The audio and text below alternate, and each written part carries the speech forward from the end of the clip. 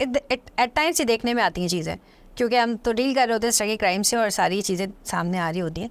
The thing is कि अब वो जो बच्चा है उसको एक्सप्लॉइट हो रहा है, उसको एक्सप्लॉइटेशन से कैसे रोकें।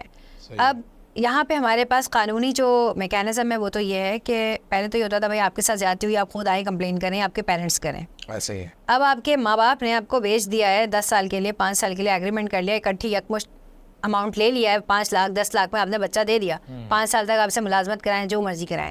अच्छा, ये तो घरेलू मुलाजमीन की आपने बात की। इसी तरह से एक चीज़ और है, जो रोड के ऊपर बच्चे लोहे चुन रहे होते हैं बोरे डाल कर कांधों पर, और वो एक मकनातीस हाथ में लिए और गलियों का कचरा कलेक्ट कर रहे होते हैं, स्क्रैप कलेक्ट कर रहे होते हैं, कीले और घरों को बजा कर वो खाना खा रहे होते हैं। इनको गलियाँ बटी हुई होती हैं, इट्स अ माफिया बेसिकली। ये गलियाँ बटी हुई होती हैं और गलियों के अंदर जो है वो बच्चों को ये 3 गलियाँ उसने साफ़ करनी है, वहाँ से कचरा उठाना है या स्क्रैप का माल बेंगलोर से नॉकआउट करके वो लेना है। तो ये सारी चीज़ें जमा करके अपने वो ठेकेदार को देते हैं, ठेकेदार जो है उनको सेल आउट करता है। उससे जब उनकी 5 लाख की रकम निकल आती है, जितने भी है बस उसने बच्चा ख़रीदा होता है, जब वो हो जाता है टाइम उसका 5 साल का पूरा हो जाता है, फिर वो माँ बाप को दे देते हैं, माँ बाप किसी और से डील कर लेते हैं।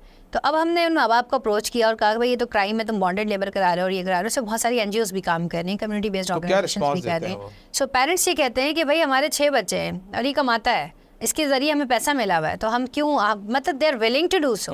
पेरेंट्स आर हाईली अनएजुकेटेड और उन्हें यही नहीं पता बच्चों के राइट्स क्या हैं, ये इसकी स्कूल जाने की एज है, तो वो कहते हैं हम इतना अफोर्ड ही नहीं कर सकते। और नॉर्मली इस तरह के जो under privilege segment of society है, जो इंक्रोचर्स या जुगियों में रह रहे हैं या जिप्सीज़ में रह रहे हैं, उस तरह के जो आपको इंक्रोचमेंट नज़र आएगी ब्रिजेस के नीचे और इधर उधर, उस तरह की पॉपुलेशन के लोगों से ये बच्चे बिलोंग करते हैं। अच्छा, अब यहाँ के लोगों ने जब क्रैकडाउन शुरू किया तो उन्होंने कहा जी यहाँ से अब ये बच्चे कोई पंजाब के हैं, कोई अलग सूबों के हैं, वहाँ से उनके माँ बाप यहाँ सेल करते हैं, कोई भावलपुर की लोकेशन से निकलता है, कोई कहीं से निकलता है, उनके माँ बाप उधर ट्रेस आउट करने में मिलते हैं।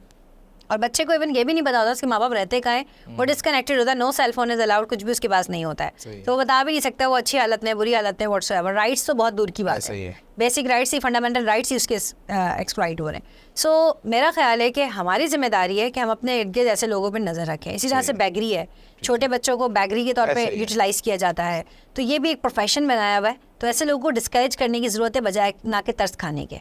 तो पाकिस्तान के अंदर बहुत ज़्यादा फिलैंथ्रोपी होती है, तो उसको आप ये देखिए कि आपका जो पैसा है वो सही जगह पर यूटिलाइज हो। जब आप फिलैंथ्रोपी भी कर रहे हैं तो वो प्रॉपर यूटिलाइजेशन हो, ना कि आप एक ऐसे माफिया को परवान चढ़ाएं कि जो है आपके सोसाइटी के अंदर ऐसे बच्चों को मज़ीद एक्सप्लॉइट करने के अंदर हेल्पफुल हो रहा है। तो उनको आप वो कहते हैं ना कि किसी को आप फिश ना दें, फिश ना खिलाएं, फिश पकड़ना सिखा दें। तो इस तरह हमारी बात है कि हमारी जो सोच है, हमें माइंडसेट को चेंज करने की ज़रूरत है ताकि हम सोसाइटी में एक पॉजिटिव किरदार अदा कर सकें। इसी तरह से एक बच्ची है, मुझे नाम नहीं पता उसका, 2 तलवार के पास ब्रिज के नहीं, वहाँ पर उसने गल्फ पे फुटपाथ के ऊपर बच्चों को पढ़ाना शुरू किया था, जो स्ट्रीट चिल्ड्रन है जो फुटपाथ पे, उसने वहाँ पे उनको किताबें प्रोवाइड की और फिर कायदे वगैरह दिए, उनको बेसिक एजुकेशन देना शुरू की। तो इस तरह से सोसाइटी के अंदर बहुत अच्छे लोग भी मौजूद हैं और कुछ ना कुछ करके हम कंट्रीब्यूट कर सकते हैं और इस तरह से बेहतरी ला सकते हैं। आपने बात की लेजिस्लेशंस की, लेजिस्लेशंस मौजूद हैं, लेबर कवानीन मज़ीद अभी पिछले 1-2 साल के अंदर आए हैं कंट्री लेवल पर, सो उसकी इम्प्लीमेंटेशन की ज़रूरत है। और एक बहुत अच्छी बात बता सकूँ आपको यहाँ पर इस प्लेटफॉर्म के थ्रू कि अब ज़रूरी नहीं है कि कंप्लेनेंट खुद आए। अगर आपने देखा कि बराबर वाले बैंगलोर में या किसी घर में आपने देखा कि बच्चे के साथ एक्सप्लॉइटेशन हो रही है, उसको मारा पीटा जा रहा है ब्रूटली, उस पर टॉर्चर किया जा रहा है, whatsoever you have noticed, you can complaint on behalf of the victim. Okay. And there is an application of Sindh Police, WCPC, and you can also dial 1715 emergency helpline if you see such incidents. So आपका issue जो है वो हम resolve करते हैं। ठीक है। जो ख़वातीन पुलिस फोर्स ज्वाइन करना चाहती हैं, उनको पुलिस फोर्स ज्वाइन करने से पहले किन बातों का ख्याल रखना चाहिए, और क्या ये शोबा आने वाले सालों में पोटेंशियल कोई रखता है, तो उस बारे में थोड़ा देखने वाला। सिंध पुलिस जो है वो एक, मैं सिंध पुलिस नहीं, ओवरऑल पुलिसिंग की आपसे बात करती हूँ। पुलिसिंग देखिए एक ऐसा महकमा है, हमारे सीनियर्स कहते हैं कि आप इसमें आधे घंटे में जन्नत भी कमा सकते हैं, जहन्नुम भी, अगर आप अच्छा काम करें और लोगों की दुआएं लें और लोगों के काम आए, तो ये आपके लिए एक बहुत ही पॉजिटिव थिंग है, आपके दीन भी और दुनिया भी, दोनों चीज़ें संवर जाएंगी। ठीक है। बिकॉज कम्युनिटी सर्विसेज, आप देखें दुनिया भर में ह्यूमन राइट्स को कितना लोग प्रोपोनेंट होते हैं, कितना प्रोजेक्ट किया जाता है, तो हर बंदा यूनिवर्सल जो आपके लॉज हैं, ह्यूमन राइट्स के लॉज हैं, उन सबको तमाम कंट्रीज़ के अंदर जो है वो फॉलो किया जाता है। तो अगर हम इंसान को इंसान समझें और उसको उसके हुकूक देना शुरू कर दें, अपनी ड्यूटीज़ एंड रिस्पॉन्सिबिलिटीज़, हम एक पुलिसिंग को हटा दीजिए साइड पर, हम एक आम इंसान होने के नाते बात कर रहे हैं। तो एक इंसान भी क्या करता है कि मैं अच्छा इंसान बनूं, लोगों के काम आऊं, इबादत करूं, अल्लाह को राज़ी करूं, जिस भी दीन मज़हब ईमान पे वो रखता है। तो हमारी यही कोशिश होती है कि हम कनेक्ट हो जाएं अल्लाह सुब्हानहू व तआला से और लोगों के काम आए। तो लोगों के जब आप काम आते हैं तो अल्टीमेटली आपके काम हो रहे होते हैं, अल्लाह ताला आपके कामों में लग जाता है, और ये एक इबादत भी है। तो ये एक ऐसा महकमा जहाँ आप काम करते हैं जो आपने वैसे भी करना है, इबादत वैसे भी करनी है, और उसकी तनख्वाह भी मिल रही है। तो ये तो डबल है ना। लेकिन ऐसा होता नहीं है पुलिस के शोबे में। नहीं, ये आपका लोगों की बहुत ज्यादा शिकायतें हैं, लोग बहुत शिकायत करते हैं। ऐसे पुलिस ऑफिसर से वास्ता पड़ गया है जिससे आपके एक्सपीरियंस ठीक नहीं रहा होगा। लेकिन आज की टॉक के बाद शायद आपका माइंडसेट चेंज हो जाए, आपको एक अच्छा इमेज मिले। आप कोशिश करें, देखिए ऑब्जर्व करें, हमको अच्छे बुरे हर तरह के लोग हर महकमे में मिलते हैं। Not to speak of police, इसमें से पुलिस को दोष देना मेरे ख्याल है दुरुस्त ना होगा। हमें ये देखना चाहिए कि एक शख्स का अगर पर्सनल किरदार उस लेवल पर उसने कोई गलत काम किया है तो उसकी पर्सनल एक्शन की वजह से आप पूरी ऑर्गेनाइजेशन को कंडेम ना करें।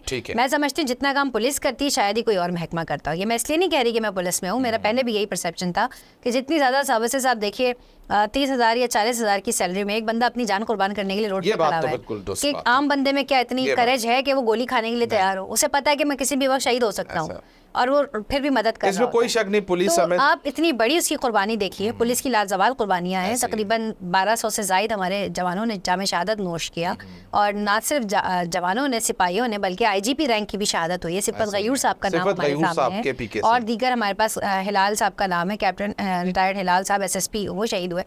DIG मुबीन साहब की शहादत हमारे सामने। तो इस तरह के बहुत सारे ऑफिसर्स हैं जो सीनियर रैंक पे, तो जूनियर पे भी। तो ये जो कुर्बानियाँ हैं इसका कोई ऑल्टरनेट नहीं है। ठीक है, अदर लॉ इन्फोर्समेंट एजेंसीज की भी कुर्बानियाँ गायब आप देख सकते हैं। तो ये जो एक करेज है ना, वो शायद आपको यूनिफॉर्म सर्विसेज के अलावा मुश्किल से देखने में मिलेगा। बिल्कुल ठीक कह रही, वो 40-50 हज़ार। लेकिन चंद एक गलतियों की बात 22 हम अगर पूरी ऑर्गेनाइजेशन को कंडेम करें तो मैं समझती हूँ ये इंसाफ ना होगा। ठीक है, शैला कुरैशी आने वाले सालों में अपने आप को कहाँ देख रही हैं? आज आप जहाँ हैं, क्या हम आपको आने वाले सालों में किसी सूबे का IGP बनते हुए देख सक रहे हैं?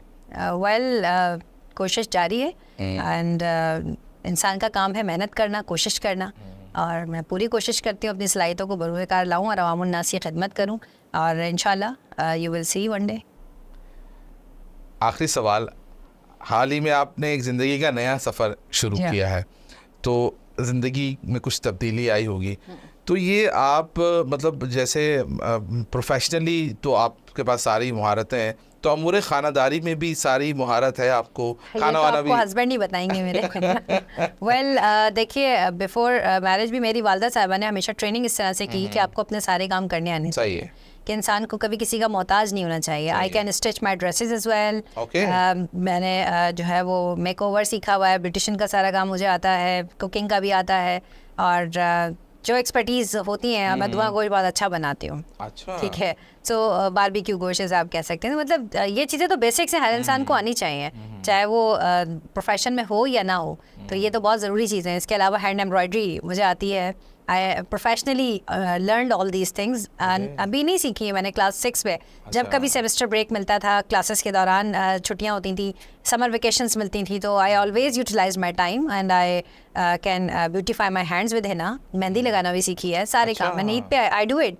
चांद रात पे जब आप ड्यूटी करके आते हैं, आपके पास टाइम नहीं होता कि आप खुद के लिए सलून जा सकें। सो मैं खुद ना सिर्फ खुद के लगाती हूँ बल्कि वालदा के, सिस्टर के, सबके मैं लगा रही होती हूँ। तो आपको हर फन मोला कहा जाए तो गलत नहीं होगा। यू में से well I try my level best.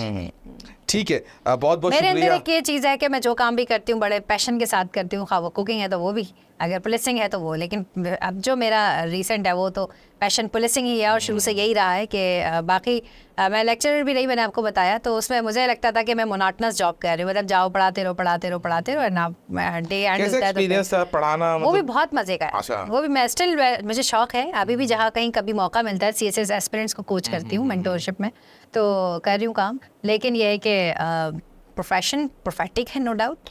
चाहे वो पुलिसिंग हो, चाहे वो टीचिंग हो या पुलिसिंग, इसके अंदर भी आप कम्युनिटी की सर्विसेज ही कर रहे हैं, उधर भी आप बच्चों को रेस कर रहे हैं, उनके एजुकेट कर रहे हैं। तो मैं समझती हूँ सबसे अहम वो है काम, और करना चाहिए। अपनी कामयाबी की सबसे बड़ी वजह क्या समझती हैं? वालिदैन की खिदमत, या कोई दुआएं हैं आपको ख़ास तौर पे वालिदैन, क्योंकि आप जितना कुछ जानती हैं ये इतनी सी उम्र में मुमकिन नहीं है। आप मेरी उम्र जानना चाहते हैं? वेल, माँ बाप की दुआएं हमेशा साथ हैं, और मैं यही मैसेज देना चाहूँगी कि हमेशा अपने माँ बाप की इज़्ज़त करें, उनकी खिदमत करें, क्योंकि माँ बाप आपको बहुत थोड़े वक्त के लिए मिलते हैं और आप उनकी जितनी कदर कर सकते हैं करें। ठीक है, बहुत बहुत शुक्रिया, आपने हमें वक्त दिया। और हमारा आपको बुलाने का मकसद ये कि हम कराची से ताल्लुक़ रखने वाले उन तमाम मुख्तलिफ़ शोबाजात के जो हीरोज़ हैं, जो अपने अपने शोबों में जो है नाम बना रहे हैं, और ज़ाहिर है बतौर ख़ातून आपने बड़ा ज़बरदस्त काम किया और आप बिल्कुल रोल मॉडल हैं उन ख़वातीन के लिए जो इस शोबे में आना चाहती हैं। तो आपका बहुत शुक्रिया, आपने वक्त दिया। नाज़रीन, आपने आज का प्रोग्राम देखा। हमारी कोशिश यही है कि हम आने वाले दिनों में भी आप के सामने कुछ ऐसे मेहमानों को लेकर आएँ जो कि अपने अपने शोबाजात में बेहतरीन कारकर्दगी और ख़िदमत सरअंजाम दे रहे हैं, और पाकिस्तान के हवाले से एक हमारा एक मजबूत तासर जो है दुनिया में जाए। अपना बहुत ख्याल रखिए। अल्लाह ने के बाद।